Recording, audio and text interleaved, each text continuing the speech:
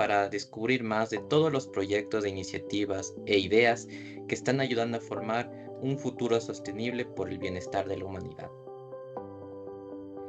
Hoy nos encontramos con David Archaga. Bienvenido a este espacio.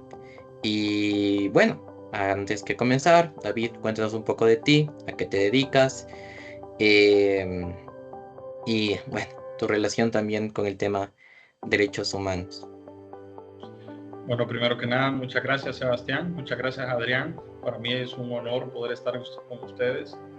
La verdad, para comenzar, agradecer poder ser parte de un espacio de voluntariados a nivel latinoamericano como Corporación Gestión Sostenible. Creo que fue una decisión acertada e invito a los diferentes jóvenes para que se puedan unir. La verdad, sí se adecua a los tiempos modernos y considero que mucho podemos aportar los jóvenes. En relación a mi persona, pues soy de la República de Honduras, tengo 34 años, soy abogado de profesión, tengo un posgrado en Derecho Marítimo y Gestión Portuaria, tengo un posgrado en Administración de Empresas y recientemente finalizamos un tercer posgrado en Dirección de Recursos Humanos. Soy casado, tengo un hijo y actualmente me dedico a la docencia en 2 universidades de la República de Honduras. Siempre a nivel de educación superior, y uno de los temas que más o que últimamente creo que he tenido el honor de poder tocar han sido los derechos humanos, por lo que estoy aquí para ustedes en lo que ustedes puedan necesitar y en lo que estimen conveniente. Ok, David.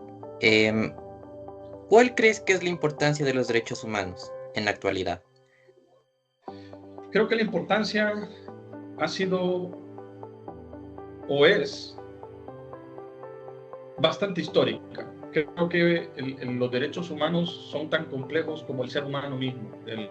Los derechos humanos no fue algo que fue escrito de la noche a la mañana o fue pactado entre los países de una manera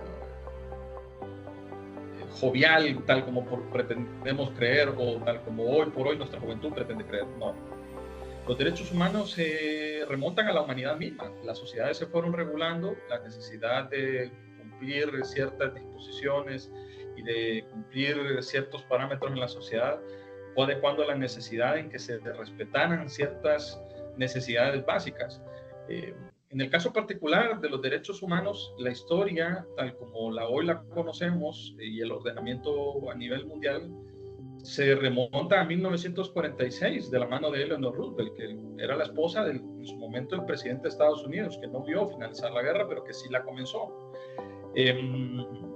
Para poder redactar la Declaración Universal de los Derechos Humanos, y solo esto para una mención en relación a lo difícil que ha sido y que será, porque todavía no se ha terminado de escribir mucho de lo que conoceremos y nuestras generaciones futuras conocerán sobre los derechos humanos, tardó 2 años en que los países pudiesen redactar una simple declaración, porque no tenía fuerza de ley, era una simple declaración. Y en la declaración, los países que intervinieron, que debo decir que mi país estuvo ausente en la firma, pero en la declaración, cuando se dio la votación, y esto es algo interesante a conocer, esto fue en 1948, 3 años después de una Segunda Guerra Mundial, después de uno de los conflictos más trágicos que tuvo la humanidad, y aún así no todos los países votaron a favor. Hubieron bastantes abstenciones. Abstenciones no solo por temas ideológicos, sino también por cuestiones referentes a la religión. Todo eso ha transcurrido y no es que se han tenido una mejoría tan drástica en los últimos 80 años. Sociedades como las latinoamericanas, que se caracterizan porque somos bastante sentimentales, creo que somos bastante beligerantes, y bien creo que es algo muy bueno, algo que es digno de rescatar. Somos testigos en cómo la historia se ha escrito en muchos casos a través de conflictos civiles. Mi país, y no sé, no quiero poner ejemplo de otro país, pero lo puedo referir a mi país. Mi país ha sido un país que se ha caracterizado por una lucha constante en relación a los derechos humanos. Y no es que el Estado no los proteja, sino que, vuelvo y repito, los derechos humanos son tan complejos como el ser humano mismo, y la necesidad de poder proteger lo que hoy podemos conocer como 30 derechos básicos no es tan sencillo. Son múltiples los instrumentos internacionales, son múltiples las legislaciones a nivel interno que regulan a su forma ciertas expectativas o ciertos cumplimientos, y es ahí donde debemos de considerar que hay una historia bastante larga todavía por escribir en materia de derechos humanos. Entonces, creo que el principal desafío en materia de derechos humanos es que comprendamos que los derechos humanos son tan complejos como el ser humano mismo y que tenemos todos, de una forma directa o indirecta, mucho por hacer. Justamente en el tema de la juventud, ¿cuál crees que debe ser el papel en esta lucha? Creo que es vital el tema del ser humano o en este caso del joven en los derechos humanos. Actualmente estamos en una generación que estudios refieren a que temas como el agua van a ser uno de los activos más caros en un futuro, y eso es algo muy interesante que tenemos que destacar. Hoy por hoy somos un mundo que es dependiente todavía en muchas medidas de combustibles fósiles. Hoy por hoy tenemos crisis humanitarias a nivel mundial, como la región del Sahel, Siria, Ucrania, Yemen, Afganistán, por poner unos ejemplos. Entonces, nosotros como seres humanos y más como jóvenes, considero, debemos de promover y ser una nueva y mejor generación, y debemos procurar que vengan nuevas y mejores generaciones. No podemos ver con desdén o de reojo las generaciones que nos vienen, que probablemente tienen otro tipo de formación o son más jóvenes que nosotros. Debemos de aceptarlos y debemos de abrazarlos y debemos buscar la manera en que puedan ser los líderes del mañana. Llegará un momento en que nuestra generación deberá hacerse a un lado y procurar que estos jóvenes realmente que van a ser los líderes del mundo, puedan tomar las mejores decisiones. En el caso particular de nosotros, nosotros hoy por hoy tenemos la batuta, debemos de percatarnos que el mundo está cambiando de una manera muy drástica últimamente. Yo creo que la pandemia COVID vino a trastocar todas nuestras creencias como sociedad, y debemos de percatarnos que la juventud hoy por hoy está llamada a ser parte del cambio, no solo un simple observador, a ser parte del cambio. Es tan maravilloso ver hoy por hoy en organismos internacionales, en foros internacionales, en conferencias en las que he tenido el honor de ser parte, personas jóvenes, bastante jóvenes, que lideran naciones que están con índices de desarrollo humano bastante grandes, que los ODS no son de expectativa de cumplimiento, sino como expectativa de fortaleza, puesto que ya tienen políticas muy íntegras a su cumplimiento. Entonces considero que nosotros como jóvenes, y más los jóvenes latinoamericanos, debemos de tomarle la importancia que se merece al tema de los derechos humanos de una manera objetiva. Tampoco radicalizar el tema, porque la radicalización de cualquier tema conlleva a una expectativa equívoca sobre los resultados. Debemos de ser objetivos en cuanto a los deberes, a los derechos humanos, pero también debemos de percatarnos que existen obligaciones inherentes al Estado y a nosotros como ciudadanos para que esos derechos puedan ser efectivos. Justamente que mencionaste el tema del agua, ¿cómo crees que va a afectar el cambio climático y las cuestiones que ya estamos viviendo, como las olas de calor, en esta lucha por los derechos humanos a futuro? Será trascendental. Debemos de considerar, solo para poner ciertos aspectos en consideración, la dependencia del agua potable, del agua consumible, hoy por hoy, es obviamente inmensa, y debemos de considerar que herramientas nuevas como la desalinización del agua no son herramientas del todo cómodas, del todo baratas. O sea, no podemos considerar que los océanos son nuestro plan B ante la terminación del agua potable, el agua dulce. Debemos de considerar que el tema de los polos es algo inevitable, y en muchos casos podemos ver que muchos líderes mundiales no la toman la seriedad como merece. No hace un par de años, un pedazo de hielo del tamaño de Texas, de Estados Unidos, se desprendió y está en proceso de derretimiento en el Atlántico, y eso es algo que debería de preocuparnos a nosotros. Más allá del tema del consumo del agua, debemos de percatarnos que eso inevitablemente va a tener su efecto negativo en el medio ambiente, puesto que el balance en los ecosistemas se va a ver afectado. Los los niveles del agua van a subir. Las comunidades costeras se van a ver afectadas. La industria en relación al comercio marítimo, que hoy por hoy el comercio marítimo representa el 90% a nivel mundial, inevitablemente se va a ver afectada. Y al final, cayendo de vuelta al tema del consumo como tal del agua potable, esto es algo que nos debe de preocupar. Estamos hablando de que dentro de 3 o 4 generaciones el agua potable, el agua para el consumo se convertirá en el activo más importante. Inevitablemente debemos percatarnos que hay que tomar medidas.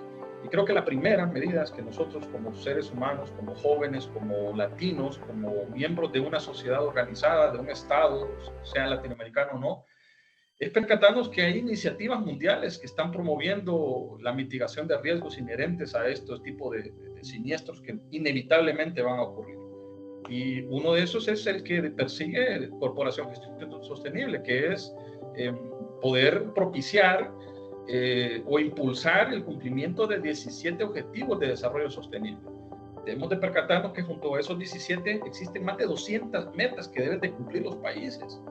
Y nosotros como ciudadanos, seamos o no seamos parte de la autoridad o del gobierno, seamos o no parte activos de un organismo que tenga relación a los ODS, debemos hacer nuestra parte. Debemos hacer nuestra parte porque no será nuestra generación que va a ver los efectos adversos al cambio climático.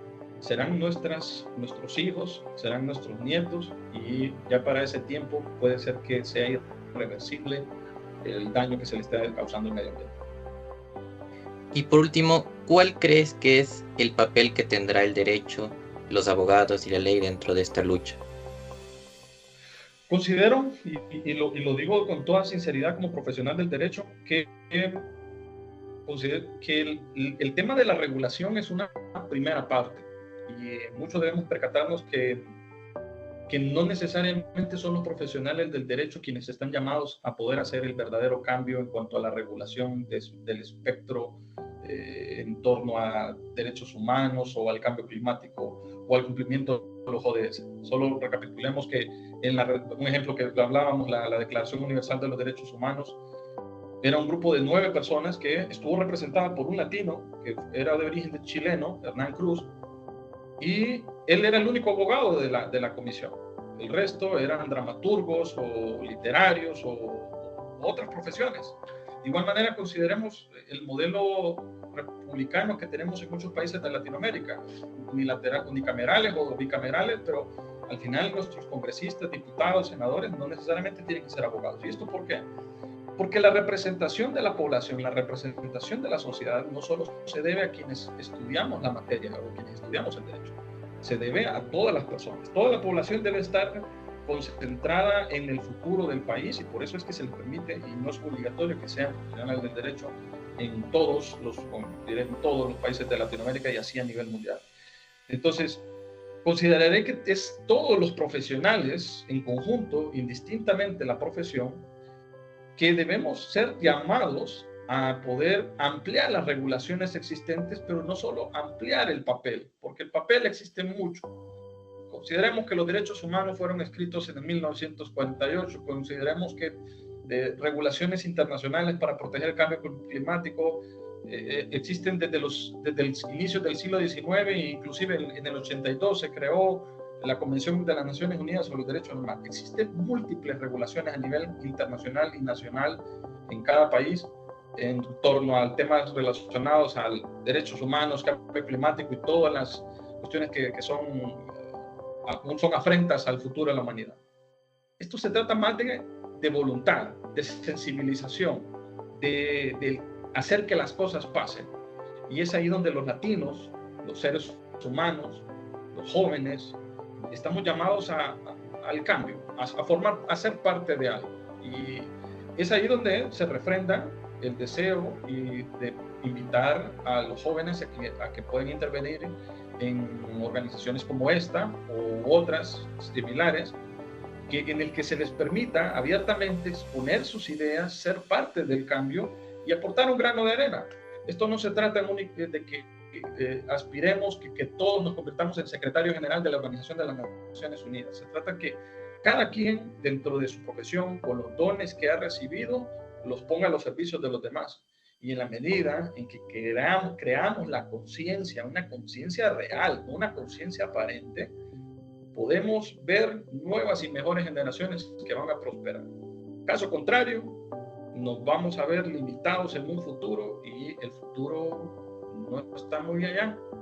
El futuro es dentro de un par de décadas.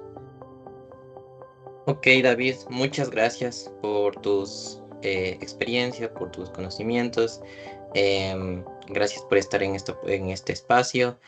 Y bueno, a todos, muchas gracias por permanecer una vez más en Generación Sostenible y los invitamos en otra ocasión más a conocer más sobre estas iniciativas. Muchas gracias y hasta luego.